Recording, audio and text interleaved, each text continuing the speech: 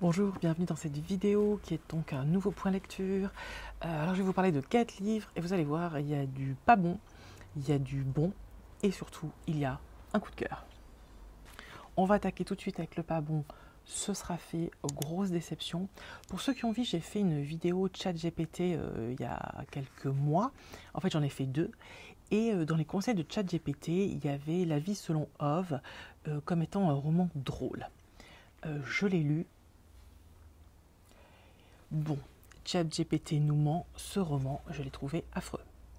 Donc on va suivre Ove, qui est un type assez infect, qui est veuf, qui n'a plus de travail et qui veut mourir.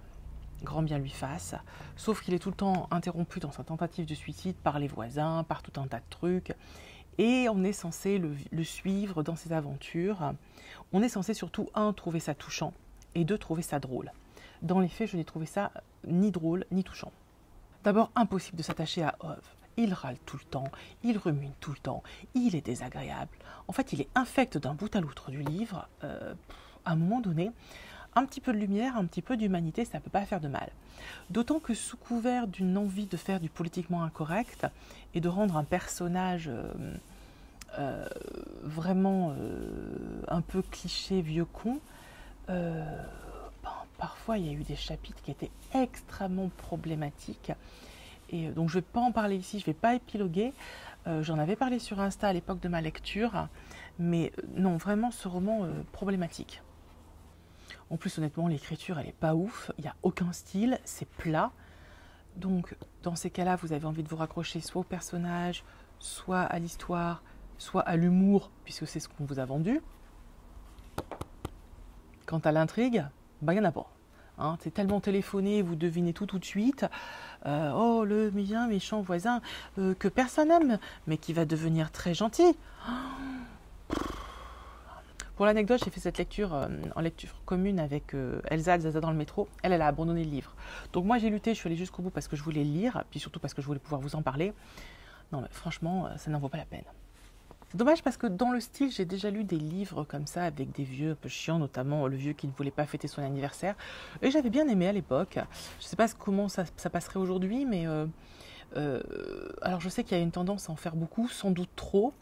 Est-ce que j'ai lu celui-là trop tard par rapport à sa date de sortie et que du coup, ce livre qui était peut-être plutôt précurseur aujourd'hui apparaît comme un cliché et a perdu beaucoup de sa saveur, de sa substance? Je ne sais pas. Il est vrai que quand on lit ce type de livre avec ce type de personnage, on est censé être touché par le côté bourru du monsieur. Moi, ça m'a pas touché. J'ai juste envie de le gifler à toutes les pages. Oh, puis ces préoccupations, elles sont tellement futiles. De regarder les gens, de savoir s'ils se garent au bon endroit, s'ils ont le droit de faire passer leur voiture, comment ils ont posé leur poubelle. Non mais honnêtement, t'as rien de mieux à foutre. Donc voilà, pour mon avis sur ce titre, passez votre chemin. J'ai ensuite lu Drame de pique de Sophie Hénaf. Drame de pique, c'est le tome 4 de la série de Sophie, dont le tome 1 a donné le titre à la saga, c'est-à-dire Les Poulies Grillées. Ça fait longtemps que Sophie n'avait pas écrit une suite à ces Poulies Grillées, et j'avoue avoir été assez contente de les retrouver. Ça faisait 4 ans qu'on attendait ça. Alors Sophie, elle a commencé à écrire ses Poulies Grillées à l'époque où les Cozy Murder, Cozy Mystery n'étaient pas encore à la mode. Ce sont les Anglais qui ont lancé cette mode, mais elle était précurseur, elle l'a fait avant. Et si vous aimez ce type de roman, lisez les livres de Sophie Hénaf, vous allez adorer. Donc pour ceux qui ne connaissent pas du tout la saga, qui sont ces Poulets Grillés? Donc c'est le capitaine Anne Capestan, qui pour une raison X ou Y, lisez le tome 1, a été placardisé. Et ils décident, leur chef de l'époque, Buron, décide de donner une équipe de bras cassés.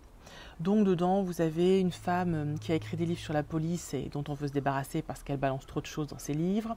Vous avez un alcoolique, vous avez une joueuse invétérée, vous avez un super flic tireur d'élite mais homosexuel, donc on trouve qu'il n'a pas sa place parmi tous ces hommes. Vous avez deux geeks un peu débiles. Vous avez Porte-Poisse, donc personne ne veut bosser avec lui parce qu'il porte poisse. Voilà, vous avez une galerie de personnages divers et variés qu'on a réunis dans un seul bureau, des poulets qui sont entre guillemets grillés. Évidemment, dans l'aventure 1, ils vont résoudre l'affaire, un cold case qui leur a été confié. Donc ici on est à Paris comme toujours et Anne Capestan se voit confier conjointement à une autre capitaine de résoudre l'affaire des piqûres. Donc voilà, il y a des femmes qui sont piquées dans la rue et dont certaines en meurent et l'équipe d'Anne Capestan va essayer de comprendre ce qui se passe. Et bien sûr, ils vont être les premiers à comprendre que c'est en lien avec un serial killer qui a œuvré il y a fort longtemps, qui était en prison et qui vient de sortir. Alors si vous êtes des fans de polar, que vous aimez les enquêtes, machin bidule, c'est peut-être pas l'idéal, hein, voilà, parce que on n'est pas sur du polar classique, on est plutôt sur du polar un peu improbable. Dans une vidéo précédente, je parlais de Fred Vargas, qui aussi propose un polar improbable. Vous êtes sur des aventures, de l'humour, mais pas du tout sur du polar réaliste, hein. Vous n'êtes pas chez Norek, dans la banlieue parisienne, avec un truc un peu... Non, là vraiment, vous êtes sur du cozy murder. Après, ça fonctionne, hein. Moi, j'adore lire du polar, mais de temps en temps, lire un livre un peu plus léger dans le domaine, c'est vachement bien. Et Sophie, elle nous fait des super livres dans le domaine. Mon préféré, c'est le 1. Rester groupé, le deuxième était bien. J'ai moins aimé le troisième, et je trouve que le quatrième reprend du poil de la bête. Donc, si vous ne connaissez pas encore cette saga, n'hésitez pas à y jeter un œil. Et si vous avez apprécié, sachez qu'il y en a un quatrième. J'ai ensuite lu Un jour, ce sera vide d'Hugo Lindenberg. Alors, Hugo Lindenberg a eu le prix, c'était quoi? Le livre Inter 2021 pour son très très joli roman. C'est un premier roman assez magnifiquement écrit qui revient sur les affres de l'enfance et qui le fait avec force, avec intelligence. C'est vraiment un livre qui m'a beaucoup plu. Alors on est en Normandie et on suit le narrateur qui a une dizaine d'années et qui est là-bas avec sa grand-mère et sa tante. Sa grand-mère qu'il adore, sa tante qu'il déteste. Et il va rencontrer sur la plage un autre petit garçon, Baptiste, qui lui a une vie idéale avec des parents, etc. Où tout semble parfaitement fonctionner. Et notre narrateur, il est un peu jaloux de tout ça. Et il va créer avec Baptiste un espèce d'univers d'enfant. Et à travers cette rencontre, ces jeux, etc., on va voir toutes les pensées de notre narrateur, de notre jeune narrateur de 10 ans. Et c'est très joli et très touchant. Je trouve qu'une des grandes forces du roman, c'est qu'Hugo Lindenberg sait très bien décrire la solitude de l'enfance. Moi, c'est quelque chose que j'ai beaucoup ressenti, notamment les 2 mois d'été où je passais tout mon temps chez mes grands-parents parce que mes parents travaillaient. Et où j'ai vraiment senti le poids de l'ennui. Le temps passe très lentement quand on est enfant. On dit souvent que le temps s'accélère quand on vieillit. Je ne sais pas si c'est pas qu'il passe plus lentement quand on est enfant en fait. Où vraiment on a le temps de s'ennuyer. Voilà. Et Hugo Lindenberg décrit ça, décrit ce temps de l'enfance qui n'est pas le rythme de l'adulte. Et c'est hyper bien fait. Il parle aussi de la difficulté de trouver sa place. Donc évidemment, notre narrateur, il a une famille qui n'est pas classique et il peine un peu à trouver son univers, à trouver son monde et il envie Baptiste qui lui a un univers classique, en tout cas quelque chose qui correspond aux normes sociales. Pourtant, il a une grand-mère qui est formidable mais quand on est enfant, on ne sait pas toujours voir ce qui nous entoure et les qualités des gens qui sont autour de nous. Il y a des passages autour de cette grand-mère qui sont très très beaux. Il arrive même, de manière détournée, l'auteur, à nous livrer des petits morceaux de cette grand-mère. Et c'est très très beau, c'est très bien amené, c'est très joli, c'est même assez poétique. Et bien sûr, derrière tout ça, il y a la quête de l'identité. Ce narrateur, il est perdu, il est un peu en quête de lui-même, en quête de ce qu'il va être. Il y a la thématique de l'homosexualité qui est, je pense, sous-jacente. J'espère ne pas dire d'ânerie, mais c'est l'analyse que j'en ai faite. Et voilà, vous avez toute cette recherche, cette quête de soi à travers cet enfant de 10 ans. Donc voilà, une langue magnifique pour un univers extrêmement touchant, pour un narrateur très agréable et un retour sur les doutes, les angoisses et les monstres qui constituent l'univers des enfants. Si j'avais une petite limite à ce livre, c'est que l'auteur nous livre énormément d'informations et le tout de pensées très abouties dans des domaines divers et variés. Et il le fait à travers un enfant de 10 ans, ce qui peut parfois manquer de crédibilité. On se demande comment un enfant de 10 ans peut parler comme ça, penser comme ça, élaborer une structure comme ça, connaître toutes ces choses. Donc voilà, au début ça m'a beaucoup perturbée. Après, si on part du principe que le narrateur et l'enfant sont les mêmes personnes mais pas au même âge, et que simplement que c'est une transposition de l'écrivain à travers cet enfant où il décrit ce qu'il était, mais aussi un petit peu de ce qu'il est actuellement, bah ça fonctionne. Et dans ces cas-là, il n'y a plus de problème et ce livre est magnifique. Et on va terminer pour un coup de cœur. Oui, j'ai lu le dernier Dennis Lehane et je l'ai adoré. Il s'agit du Silence. Alors, nous sommes en 1974, toujours à Boston, comme souvent avec Dennis Lehane. Et nous sommes dans les quartiers sud, les quartiers pauvres. Et nous allons suivre Marie-Pat. Marie-Pat, elle n'a pas eu beaucoup de chance dans la vie. Son mari est mort. Elle a refait sa vie avec quelqu'un, mais ils se sont séparés, ça n'a pas marché. Son fils est rentré de la guerre du Vietnam, il était drogué et il est mort. Et là, elle vit seule avec sa fille, Jules. Et un soir, sa fille ne rentre pas. Elle ne sait pas où elle est. En même temps, il y a un jeune noir qui a été jeté sur les rails du métro.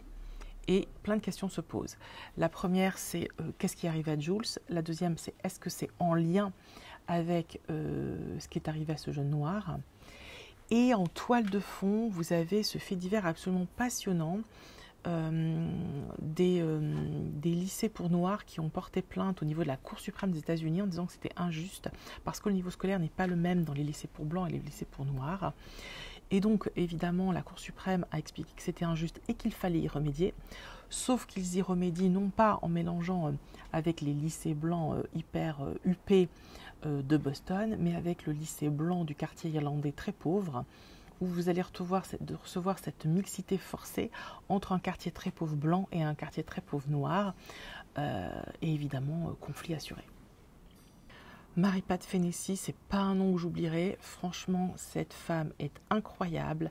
Ce qu'elle va nous faire vivre au fil des pages, c'est fou. Elle a une envergure, donc voilà, elle a 42 ans et elle est prête à tout. Elle est prête à se battre pour ses enfants et elle est prête à aller très loin. Donc évidemment, les enquêtes des flics piétinent. Donc Marie-Pat, elle se dit, bah, peut-être que je vais la chercher moi-même, ma fille. Et elle commence à mettre littéralement le feu à Boston. Et elle va se retrouver heurtée au silence, c'est-à-dire qu'elle pensait avoir du soutien de la communauté irlandaise dans laquelle elle a grandi, et elle se retrouve face à l'omerta totale et elle est bloquée. Et donc elle va utiliser toutes les armes, c'est le cas de le dire, en sa possession, et elle ne va pas hésiter à jouer des coudes, à balancer, à manipuler et à y aller carrément, en sachant que elle risque sa vie à tout instant, mais qu'elle s'en fout parce qu'elle n'a plus rien à perdre, et elle y va carrément. Alors nous, lecteurs, on a envie de savoir ce qui s'est passé, on a envie de savoir ce qui est arrivé à Jules, on a envie de savoir ce qui est arrivé à ce jeune noir, et on est totalement en empathie, on est à fond avec Marie-Pat, et on l'accompagne, on la soutient, elle fait des choix calamiteux, elle fait des choix tous plus illégaux les uns que les autres, tous plus violents que les uns que les autres, et on est tout le temps avec elle. Dennis Lehane nous fait aimer cette femme, nous fait partager ses convictions, et on est prêt à tout accepter. On est prêt à accepter tout ce qu'elle peut faire, et c'est une femme qui ne fait pas de compromis, qui y va carrément. Moi, j'ai adoré la suivre. C'est véritablement un page-turner. C'est un livre qui ferait une superbe adaptation au cinéma. Nombreux ont été les livres qui ont été adaptés au cinéma. Nombreux les livres de Dennis Lehane qui ont été adaptés au cinéma. Je crois qu'il y en a au moins 5. Et à mon avis, je tiens les paris, celui-ci ne fera pas exception à la règle. En tout cas, merci à lui de nous offrir une héroïne aussi charismatique. J'adore. Pour une fois que ce n'est pas les mecs qui tiennent les flingues, je prends. Allez, surtout, lisez Le Silence de Dennis Lehane et venez m'en parler en commentaire. Venez me dire à quel point c'était bien, à quel point vous avez été content de découvrir ce livre. Voilà, n'hésitez pas à liker cette vidéo, à la partager, à la commenter donc. Et puis on se retrouve très bientôt pour une nouvelle vidéo. Ciao!